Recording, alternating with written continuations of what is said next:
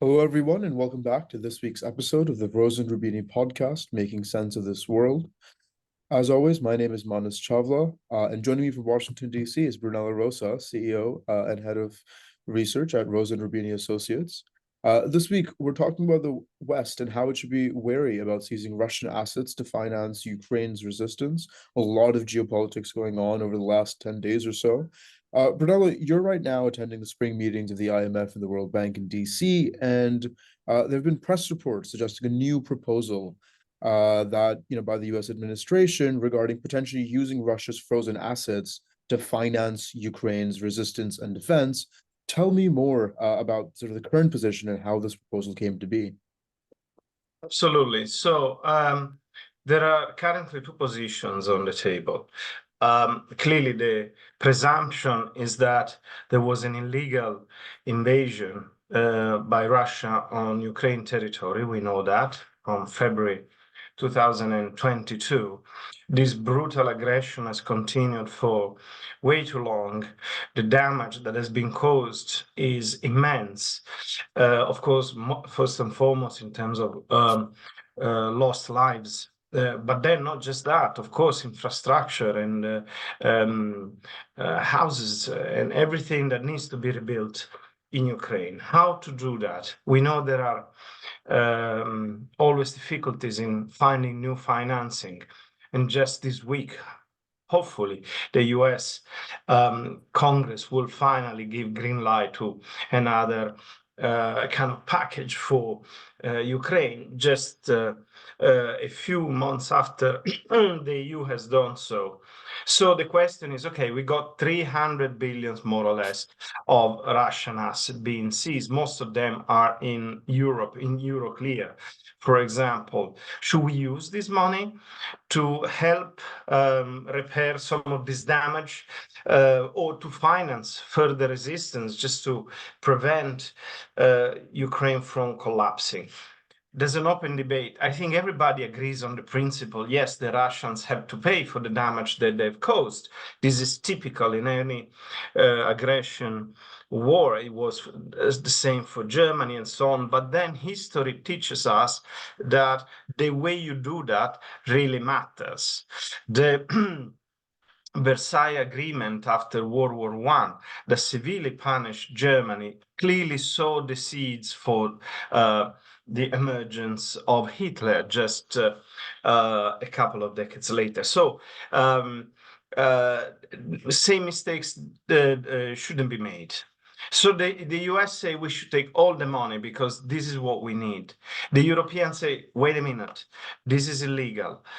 We should at most take the profits coming out of that. Again, what are the positions on the field? The US says, wait, it's been an illegal aggression. We are effectively entitled to do what we want because how do you respond to a criminal? We respond in the harshest possible way, just to teach him a lesson, and also everybody in the future that may want to do something along those lines. And the Europeans say, wait a minute, this is illegal. Seizing somebody's assets only because he entrusted you to store them for a period. It means like stealing. So you actually responding to a legal action with another illegal action. So what's the moral superiority that you're claiming? So this was the position until the beginning of this meeting. And just to finish off, the American administration from Biden said, okay, maybe we can do something a bit more creative here. True, we keep the bulk of the assets, so effectively the stock intact, so we don't commit, so to speak, a crime. But we don't just take yearly profits, which is minimal. We are talking about maybe 3 billion a year, nothing compared to what's needed. But we can borrow against them, and not just against the yearly profit, but the discounted value of the yearly profits for the next 20 years. And this becomes a much more interesting proposition. So clearly, financial engineering is a place here. We need to see who's gonna prevail in this discussion. Clearly, lots of questions need to be asked. Who's gonna be the guarantor for this operation? What are the various safeguards that need to be put in place and so on? But this seems more a technical detail rather than a political decision.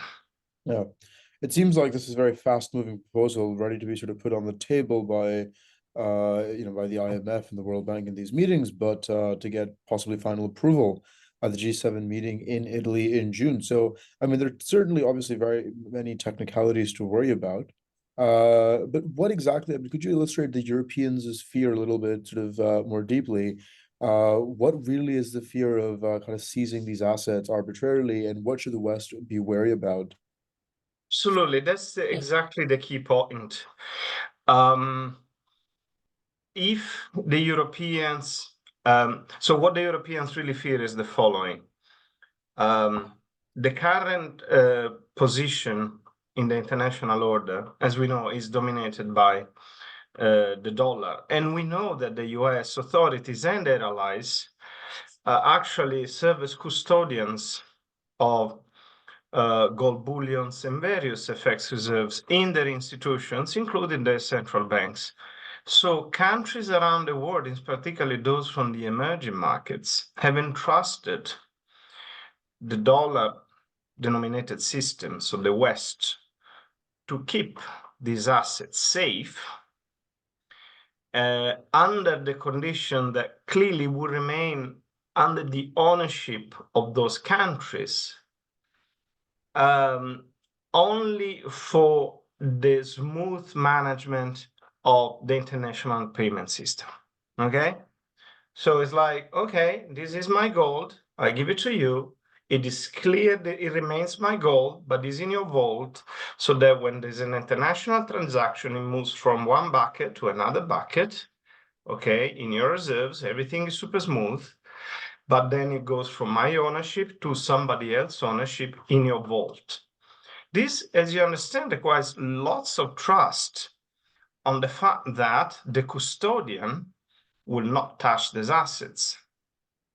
If instead at some point you start introducing the element by which, if you don't follow the rules of the custodians or the wishes of the custodian, at some point somebody could say the whims of the custodian, then the custodians feels entitled to seize the assets and say, okay, sorry, now it's mine. That would potentially fatally undermine the credibility of the system dominated by the dollar and effectively by the West, which means the US, the Europeans, and their allies. And at the time in which the de-dollarization process is ongoing, and Russia, China, and other countries are building different ways to circumvent the use of the dollar, to make their international payments, this is the wrongest possible time to provide this kind of very ambiguous signal in which you say, you know what, I don't trust you, so this is my money now. So that's why it's obvious that for the Americans, who effectively are the custodians of those assets, say, it's here, I take it. And it's also obvious that the Europeans say, wait a minute, it's there, but it's not yours. So let's make sure that you continue performing the role of custodian and not that of the eventual owner, because otherwise people would not trust you anymore. So it is obvious why the two positions are like this. And if we have to make a balanced assessment here is, yes, we need to make Russia pay for the damage that we have done. Yes, we need to use those assets, because if this is what you got, this is what you need to use. But then let's not make the mistake of doing something illegal in response to an illegal action. We need to make sure that people understand that when money is given in the hands of Western liberal democracies, it will remain in the ownership of the persons who are given this money in the first place. It's not going to be seized. right? So let's use all the engineering that is necessary to maximize the use of these profits, but let's make sure that we remain a fair player in the international community. Yeah, I mean, sounds like the Europeans are effectively saying, two wrongs don't make a right. But at the same time, the international pressure on the situation is only increasing while Ukraine kind of faces almost a political and military standstill in its defense against Russia. And, the Europe and United States sort of is hesitant about kind of more military and humanitarian aid, though that's might be sort of slowly changing this week. So clearly a lot to watch out for, particularly as geopolitics and macroeconomics intersects in this very unique but very important way in the coming weeks and months. As always, Brunello, thank you so much for your time and insight. Thank you very much. Until next time.